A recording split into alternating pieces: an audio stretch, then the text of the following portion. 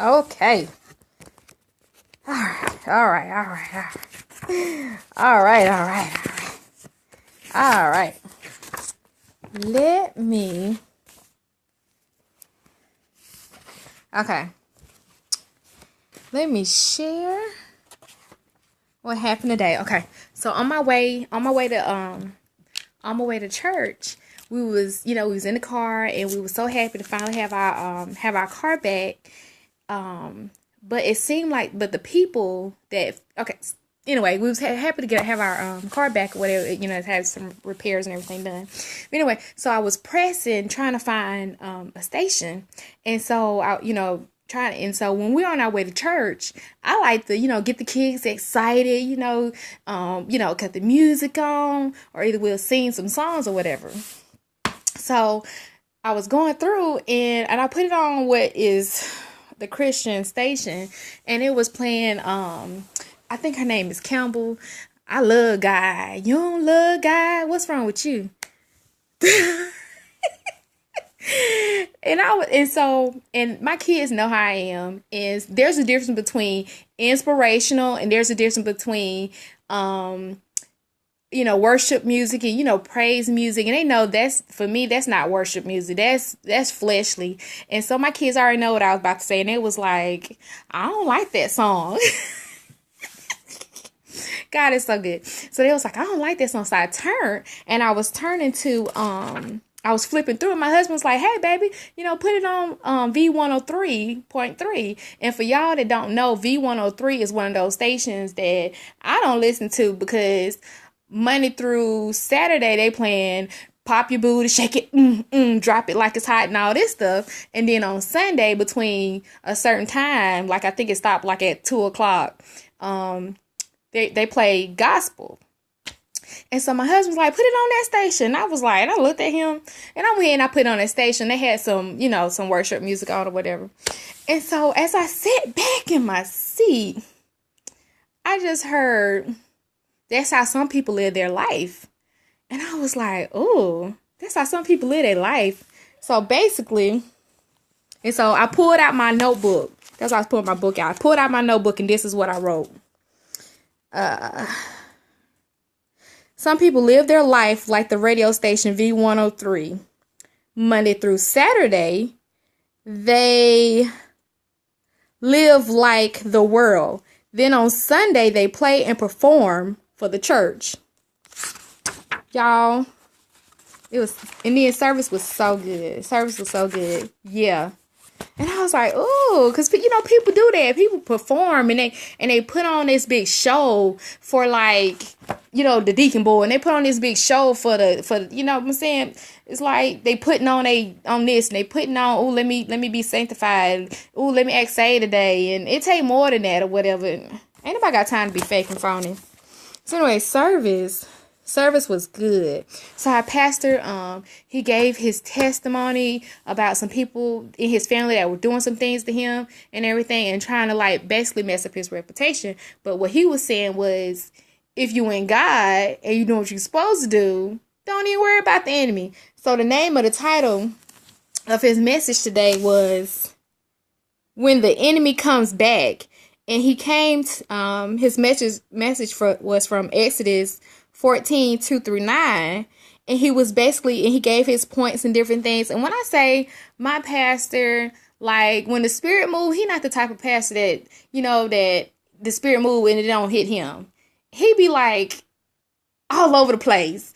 So he just got his praise and stuff. And it was real good.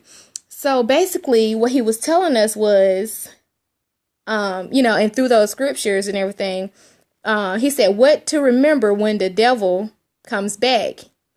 And so the first thing he said to remember that it's under divine control, that basically God doesn't allow the devil to do anything to us without permission. He went and he started touching on Job and, different things with Job. And it was God that offered, Job. And, God the one said, have you considered my servant Job? Because the devil, he roaming, looking. And God offered Job and said, you just can't touch his soul. So the pastor was telling us that the first thing we need to remember when the devil comes, to us, that it's under divine control. God already know what's going on, so don't even worry about it. I'm telling you, it's so good. Oh, I'm excited. I got it. And then the second thing he told us, there's a demonic disturbance in the atmosphere. So basically, when we get free, you know what I'm saying? When we get free, and this is, like I said, coming from Exodus, stop, Bree. 14:2-9. So basically we're saying when we get free, the devil get mad. And y'all, like, man, like, when I say, I don't even know who in the choir stand was still able to, like, stand, because we were just, like, gone. God is so good, because when we are free, when we're set free from these things, the devil is like, he mad because he had us bound. He had us bound with drinking. He had us bound with cussing. He had us bound with fornication. He had us bound with homosexuality. He had us bound out here looking like fools. And so basically when the pastor said there were basically like corpse walking around, I was like, because we were bound with these shackles and everything, and we're so bound. And then when we get free, it's like the devil's like, hold up, wait a minute, I want you back. So basically, like with the children of when the children were set free, and the Pharaoh was like, wait a minute, I don't let these people free, I want them back. So that's how the devil is with us. He wants us back, and he wants us to come back to him so we can start doing all this stuff. So point one, like he said, was it's under divine control. God already know what's going on. Two, there's a demonic disturbance. The devil is mad because we're free. And the third one's get ready to be desperately pursued. So I was like, oh, okay, so I need to get ready. You know what I'm saying? And like I'm telling you, God has been telling me to prepare. So I've been seeking him like never before, encouraging whoever, he tell me to encourage, or whoever I come in contact with, and making sure that I'm armored up. And like I was saying the other day, we can't get ready for the battle in the battle. So if they shooting at you, you can't be like, oh, let me go take some lessons. Can you give me 10 minutes? No, you can't do that. You're going to have to be prepared. And if you're not prepared, then you're going to fall short. So basically, getting ready to be pursued, that the devil, and then it explains that the devil at that point, he's desperate and he wants you back so bad. He come at you with everything he got, not just the little stuff. He come at you with all the strongholds, everything that you've been through, all that stuff that you have, fasted and prayed to get yourself, free from. He come at you with all that stuff, because basically he's like throwing everything he got, everything but the kitchen sink, he throwing at you because he wants you back. But the devil is a lie. So, like he said, these are things that the pastor said, these are things that we remember when the devil or our past is coming back. The first one, that is under divine control. Basically, God knows. God got it. God knows what's going on. Two, there's a demonic disturbance. The devil mad because you're free and he wants you back. He wants you back to do all those things that you're, free from. And then the third one, get ready for a desperate pursuit. That he coming at you with everything he got. Oh my goodness. So, and then this the part that got me. This part that got me real happy. Ooh, Bree. Woo! This part that got me real happy. Ooh, it was so good. Okay. So basically, when we're being led by the devil, that's when we get ourselves in trouble.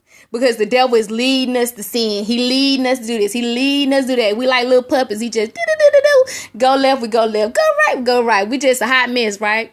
But when the devil is following you, I'm gonna give myself an amen because my son ain't in. He with my husband. When the devil is following you and God is leading you, you ain't got nothing to worry about. Oh my God, I'm saying that part right there just made me happy.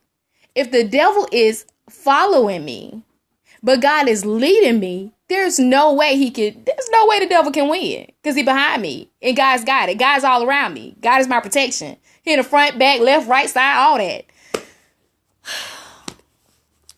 Service was good. I'm telling you, when I say service was good. Oh my goodness.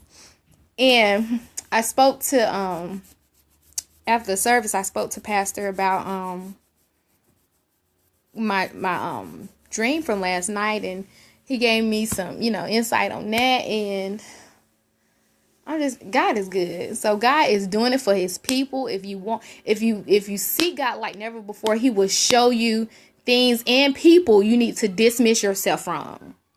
Even family members, even friends, even the milkman. You got milkman? I don't know if they got milkman. But anybody, he will let you know who you need to distance yourself from, who you need to cut yourself from, things that you need to let yourself be. He'll let you know. But hopefully this will encourage somebody, because the devil's coming. He'll leave you alone for a while. You know what I'm saying? But then he coming back. And when he come back, you have to be ready. So in that season where you like being, protected by God, and God is, giving you grace and giving you mercy, and he's speaking to you every day and all this stuff. When you're in that season, don't just be lazy in that season. You need to prepare yourself. Because when he coming, and you better be ready. All right. Love you. Bye. Be blessed. What? Look, Bree, we're not doing this today. I'm telling you how good. I'm telling you, service was so good. Come in. It's not hot. It's still hot. I got the food in the refrigerator so it can cool off. The kids finna eat some pot pies since we just got home not too long ago. Mommy, I like pot pies. I know you like pot pies. Come say hey. Come up here and say hey. You gotta get yourself up here. Say hey. Say hey. Say hey. You ain't gonna say hey? Look at his lip. His lip got busted. Say hey, Bree. Hey. Bree. Man, I'm telling you, service was so good. Service was so good. I'm telling you, man. I mean, it just spoke. Man, I can't even get it out. Man, it was good. Service was so good. And God is so good. And he's worthy to be praised. Man, it's just amazing how he will warn you. And he will, you know what I'm saying? Like if you, man, you know what I'm talking about? Ain't it good? I'm going to go get these pot pies. But I think they done cooled off now. But yes, he good, man. And I love him. I love him. I love God so much. And what he said to me earlier, he was like, some people living their life like V103. Monday through Saturday, you entertain the world, everything of the world. You know what I'm saying? Watching all this TV, watching all this stuff. And you know, if you know you dealing with, appreciate it. Okay, I received it. But if you know good, people don't get it. But if you know a good way, you're not giving God no time. But time something happened, you be like, oh, Lord. I told myself, I don't want to ask God for nothing. Nothing right now. Let me put that but, period, comma, semicolon. But I want to be delivered. And whatever is in me that's not like God, I don't want it. You know what I'm saying? I don't want it. I want to be fully delivered. So when it's time for me to move, I can move. When it's time for me to hear God, I can hear God. When it's time for me to see my situation better than, the way God see my situation, I can. You know what I'm saying? But if I'm all up in the TV, all up in this, watching stuff on, that is basically a soul tie. I'm watching all this ungodly stuff. Then how am I hear God? So I don't want to ask God for nothing right now, but to be totally delivered and to be in His will and to be prepared, because He's coming back,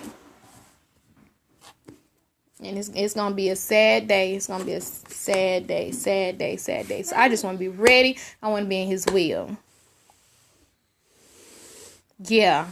You know what I'm saying? But people, man, I'm telling you, people be like, you know what I'm saying? Grace, we got grace, and we got. Come on, let me go. Let me call. Come and get your stuff. We got grace. You know what I'm saying? God ain't gonna do this. God. God ain't gonna, God will kill you. Walk around here acting like,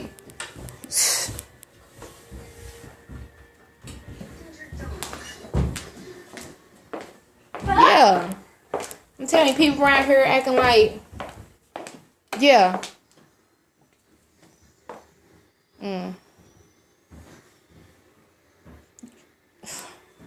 We are ignorant. Confused, yeah. Confused. God, God ain't gonna do this. God ain't gonna do that. You know what I'm saying? God's such a loving God. Yeah, God is a loving God. And he'll kill you. I mean, you keep slapping somebody in their face after, you know what I'm saying? Like some people, Grace doesn't. Excuse me. Thank you, baby. Yeah. Thank you. Close that for me. I already got y'all spoons. But you know what I'm saying? Like, you can't live any kind of way and think that when you pray that, man, come on now. You can't just pray when stuff going wrong and think that, God's such a loving God. That's when you want to say God's such a loving God and God this and God that. But then you don't even give him none of your time. You don't give him no time, no talent, no nothing. Man, I just want to be in the will. And whatever God had me to do, I want to be able to do it with clean hands and not be somewhere looking crazy. Oh man, I just don't want to be like the Pharisees and the heathens. And even they paid their tithes. Even they gave God this, that, and the third. And we can't give God no time. And then we think that time we say, "Ooh, help me now. Oh, help me. Oh, Jesus."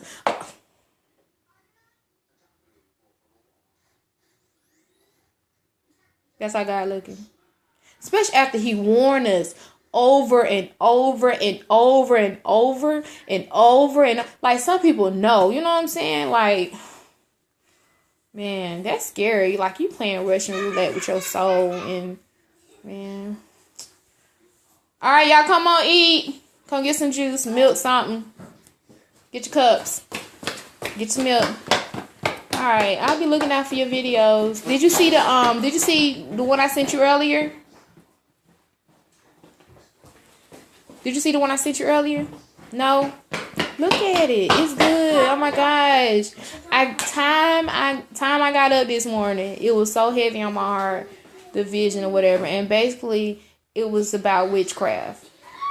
And some people, was trying to put witchcraft on me, and you'll see it. Yeah, you'll see it.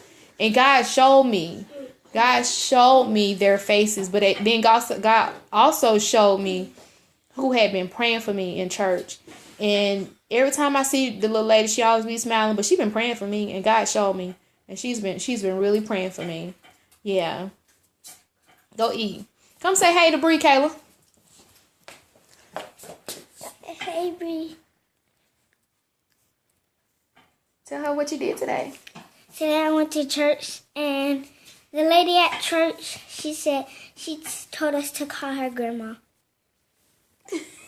So she talking about, go ahead and eat, baby. She talking about, I'll get you some milk in a minute. She talking about Mother Bronner. Remember I was telling you that Mother Bronner, the mother of the church or whatever, I had spoke to her.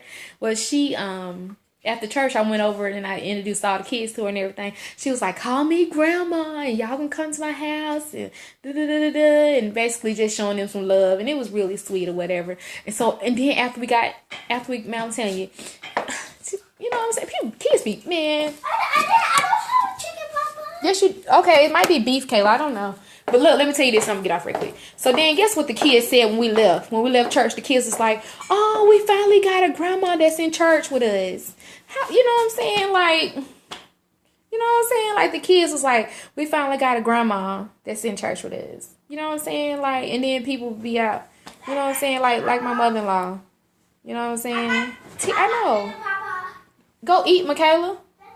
They was like, you know what I'm saying? That just touched my heart because they want their grandparents in church with them. They want their grandma to be saved. They want their granny to be saved. They know the difference. You know what I'm saying? But it really touched my heart for my baby to say that. But all right, I'm be looking for your videos. Go look at that one or call me or something. Let me know. All right, love you. Bye.